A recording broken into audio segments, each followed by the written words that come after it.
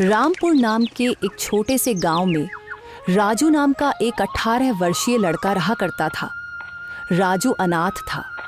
उसकी माँ उसे जन्म देते ही चल बसी और उसके पिता ही उसे पालने के एकमात्र सहारा थे। जब राजू 8 साल का था तो उसके पिता किसी काम से जंगल गए और फिर कभी लौट कर नहीं आए। उसके बाद राजू पूरी तरह अकेला हो गया। राजू गांव की एक टूटी फूटी झोपड़ी में रहता था। उसके घर के पास ही गांव का सरपंच और उसकी पत्नी रहते थे। उनकी अपनी कोई संतान नहीं थी, इसलिए राजू के माता पिता के गुजर जाने के बाद उन्होंने ही राजू को पाला। ये लो राजू बेटा, ये खाना खा लो और अगर कम पड़े तो मुझसे आकर ले लेना। अरे मौसी, मैं कब तक आपके ऊपर बोझ बनकर बैठा रहूंगा? अब तो मुझे शर्म आती है। अरे बेटा, ये तुम कैसी बातें कर रहे हो? अगर तुम हमारे अपने बच्चे नहीं हो तो इसका मतलब थोड़े ना है कि तुम हम पर कोई बोझ हो। आगे से ऐसी बात मत करना। चुपचाप ये खाना खाओ। यह कहकर सरपंच की पत्नी सीमा वहां से चली गई। राजू ने आराम से खाना खाया। खाने के बाद जब वह झोपड़ी से बाहर निकला तो सामने ही सरपंच दिखाई दिए। राजू ने उन्हें देखा और सीधे उनके पास जा पहुंचा। राजू बेटा, खाना खा लिया है ना? जी सरपंच साहब, अभी अभी मौसी खाना देकर गई थी और मैं वही खाकर घर से निकला हूँ। हाँ, अच्छा किया। अब तुम बड़े हो गए हो बेटे, अपना ख्याल रखना सीखो। जी सरपंच जी, 8 वर्ष की उम्र से लेकर अब तक आप ही मेरा ख्याल रखते आए हैं, पर अब मुझे शर्म आने लगी है। अब मैं कुछ काम करना चाहता हूँ। इसमें शर्म की क्या बात है बेटा? हमने तो हमेशा तुम्हें अपना ही माना है। लेकिन अगर तुम्हारा मन फिर भी कुछ करने का है तो सुनो, गांव के पास वाला जंगल अब पहले जैसा खतरनाक नहीं रहा। चाहो तो वहां जाकर लकड़ियां काट सकते हो या शहद इकट्ठा कर सकते हो। जी सरपंच जी, मैं कल ही जंगल जाऊंगा। अब समय आ गया है कि मैं अपने लिए और आपके लिए कुछ कर दिखाऊं। अगले दिन राजू एक कुल्हाड़ी लेकर जंगल की ओर चल पड़ा। कुछ ही देर में वह जंगल पहुंच गया। जंगल में कदम रखते ही उसने सोचा, कुछ भी कहो, सरपंच जी ने बचपन से लेकर अब तक मेरी बहुत मदद की है। अब समय आ गया है कि मैं अपने पैरों पर खड़ा होकर दिखाऊं और अब मैं उनकी सेवा करूं ताकि उन्हें अपनी संतान की कमी महसूस ना हो और वे हमेशा खुश रहें। अभी राजू ये सोच ही रहा था कि अचानक उसकी नजर एक कोयल पर पड़ी जो उसे बड़े ध्यान से देख रही थी। अरे, यह कोयल मुझे इतनी गौर से क्यों देख रही है? इसका आकार तो बाकी कोयलों से बड़ा है और देखने में भी यह कुछ डरावनी लग रही है। राजू ने अभी इतना ही कहा था कि तभी कोयल उड़ती हुई उसके पास आ गई और इंसानी आवाज में बोली, मैं तुम्हें भली भांति पहचानती हूँ। तुम्हारा नाम राजू है और तुम मोहन के बेटे हो। कोयल को बोलते हुए देखकर राजू बहुत डर गया और बोला, ये कैसे मुमकिन है? तुम तो कोयल हो, फिर इंसानी आवाज में कैसे बात कर रही हो? शायद ये मेरी आंखों का धोखा है। भला कोई कोयल इंसानों की तरह बोल सकती है? नहीं, यह तुम्हारी आंखों का धोखा नहीं है। मैं सचमुच बोलने वाली कोयल हूँ। असल में मैं भी कभी इंसान थी, लेकिन एक तांत्रिक ने मुझ पर श्राप दे दिया और मैं कोयल की शक्ल में बदल गई।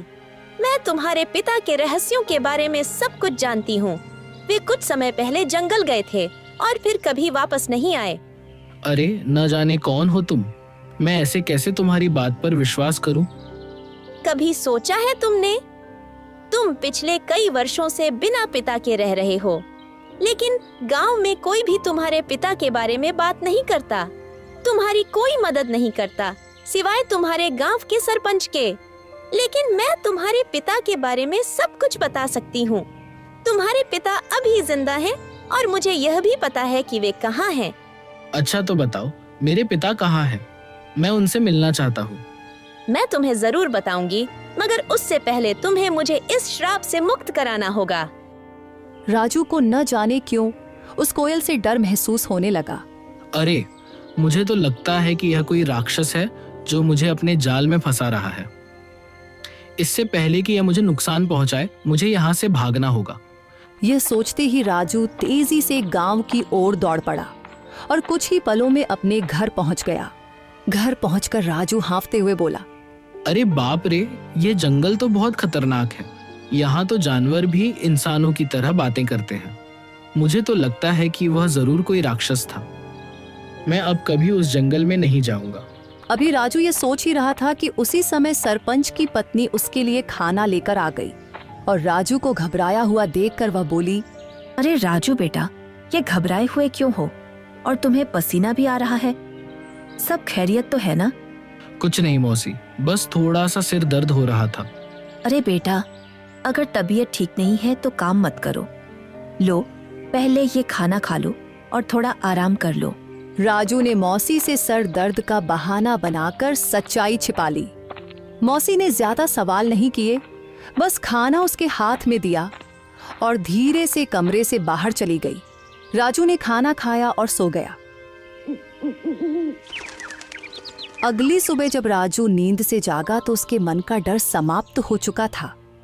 वह अपने आप से बोला, अरे शायद मैं कल उस कोयल को बातें करते देखकर कुछ ज्यादा ही डर गया था, लेकिन अगर सोचूं तो उसकी बातों में सच्चाई नजर आती है। वह कोयल मेरे पिताजी के बारे में जरूर कुछ जानती है और यह भी सच है कि गांव में कोई मेरे पिताजी के बारे में बात नहीं करता। जब भी मैंने सरपंच जी से अपने पिताजी के बारे में पूछा, उन्होंने हमेशा बात टाल दी। बस इतना ही कहा कि मेरी माँ जन्म देते ही चल बसी और मेरे पिताजी कई साल पहले जंगल गए थे, जो फिर कभी वापस नहीं आए। मुझे उस जंगल में जाना चाहिए और उस कोयल को ढूंढकर अपने पिताजी के बारे में पूछना चाहिए। यह कहकर राजू जंगल की ओर चल पड़ा और कुछ ही देर में वह जंगल के उसी स्थान पर जा पहुंचा जहां कल उसे वह कोयल मिली थी। वह कोयल वहां पहले से ही मौजूद थी और राजू को देखकर उड़ती हुई सीधा उसके पास आ गई।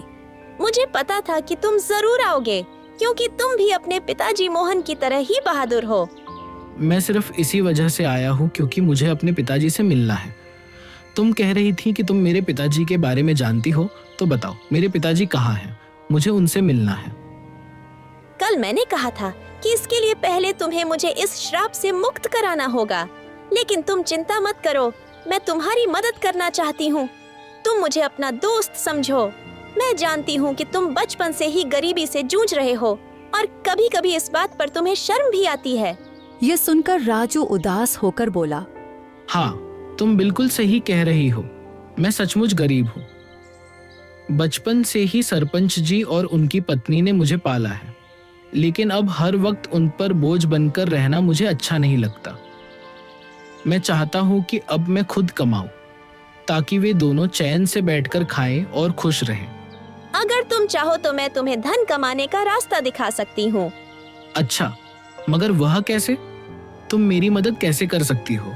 मैं इस जंगल के सारे रहस्यों को जानती हूँ। आओ मेरे साथ चलो। ये कहकर कोयल उड़ चली और राजू उसके पीछे पीछे चल पड़ा। चलते चलते कोयल राजू को एक गुफा के अंदर ले गई। उस गुफा के बारे में किसी को कुछ पता नहीं था, क्योंकि यह जंगल पहले बहुत खतरनाक माना जाता था। इसीलिए लोग इस जंगल में आना पसंद नहीं करते थे। गुफा के अंदर जाते ही राजू की नजर एक बक्से पर पड़ी। अरे, इस बक्से में क्या है? मैं अभी इसे खोलकर देखता हूँ। जब राजू ने उस बक्से को खोला तो उसमें बेहिसाब हीरे जवाहरात निकले। उन्हें देखकर राजू हैरानी से बोला, अरे बाप रे, इस बक्से में तो ढेर सारे हीरे जवाहरात हैं। ये सब सामान किसका है? तुम पहले धनवान बनो, फिर मैं तुम्हें बताऊंगी कि मैं इस श्राप से कैसे मुक्त हो सकती हूँ। और जब तुम मुझे इस श्राप से आजाद कर दोगे तो मैं तुम्हें तुम्हारे पिताजी से मिलवाऊंगी। मुझे पता है कि वे कहाँ हैं। उस दिन का तो मुझे बेसब्री से इंतजार रहेगा। लेकिन एक बात याद रखना, मेरे बारे में किसी को कानों कान खबर नहीं होनी चाहिए। अगर किसी को पता चल गया तो तुम्हारे लिए अपने पिताजी से मिलना मुश्किल हो जाएगा। राजू वह बक्सा उठाकर अपने घर की ओर चल पड़ा। घर पहुंचकर उसने बक्सा एक तरफ रख दिया। इतने में सरपंच और उनकी पत्नी राजू के लिए खाना लेकर आए। जब उन्होंने एक तरफ रखा हुआ बक्सा देखा तो सरपंच ने राजू से पूछा, राजू बेटा, ये बक्सा कहाँ से आया और इसमें क्या है? सरपंच के पूछने पर राजू को कुछ समझ नहीं आया कि वह सरपंच साहब को क्या जवाब दे। इतने में सरपंच की बीवी ने बक्सा खोला और उसमें कीमती हीरे और जवाहरात देखकर बोली, राजू बेटा, तेरे पास ये इतने हीरे और जवाहरात कहाँ से आए हैं? राजू उन्हें सब कुछ सच बता देता, लेकिन वह कोयल की बातें याद कर रहा था जिसने उसे सख्ती से मना किया था, इसलिए उसने कुछ और ही बता दिया। मौसी, मैं जंगल में लकड़ियां काटने गया था। लकड़ियां काटते काटते मैं काफी आगे निकल गया और वहां मुझे एक गुफा दिखाई दी। जब मैं उस गुफा के अंदर गया तो वहां मुझे यह बक्सा दिखाई दिया। मैंने उसे वहीं से उठाया और घर ले आया। राजू, तुमने यह ठीक नहीं किया। हो सकता है ये सारे हीरे जवाहरात बादशाह के हों। शायद उसने इन्हें वहां सुरक्षित रखा था। अगर यह बात कहीं बादशाह तक पहुंच गई तो वह हमें सख्त सजा देगा। सरपंच के मन में गहरा डर बैठ गया था। अगर यह बात किसी तरह बादशाह तक पहुंच गई तो वह हमें सख्त सजा देगा। इससे पहले कि यह बात बादशाह तक पहुंचे कि किसी ने उसका सोना चुरा लिया है, हमें तुरंत यह सोना बादशाह के पास पहुंचा देना होगा। सरपंच की बातें सुनकर राजू ने सोचा, अब सरपंच जी को कैसे बताऊं कि ये हीरे और जवाहरात बादशाह के नहीं हैं? ये तो मुझे वही कोयल ने दिए हैं। लेकिन अगर मैंने सरपंच साहब को कोयल के बारे में बता दिया तो मेरे लिए अपने पिताजी से मिलना मुश्किल हो जाएगा और मेरे लिए इन हीरे और जवाहरात से ज्यादा अपने पिताजी से मिलना जरूरी है। राजू के लिए इन हीरे और जवाहरात से ज्यादा अपने पिताजी से मिलना जरूरी था, इसलिए वह सरपंच के कहने पर बादशाह को हीरे और जवाहरात देने के लिए राजी हो गया। ठीक है सरपंच साहब, जैसा आप कहे, हम अभी यह बक्सा बादशाह को दे आते हैं। यह कहकर राजू ने वह बक्सा अपने सर पर उठा लिया। फिर वह और सरपंच बादशाह की ओर चल पड़े और कुछ ही देर में वे बादशाह के दरबार में दाखिल हो गए। बादशाह के सामने बक्सा रखकर सरपंच ने कहा, बादशाह सलामत। ये लड़का मेरा पड़ोसी है। ये लकड़ियां काटने जंगल गया था और वहां एक गुफा में इसे यह हीरे जवाहरात का बक्स मिला।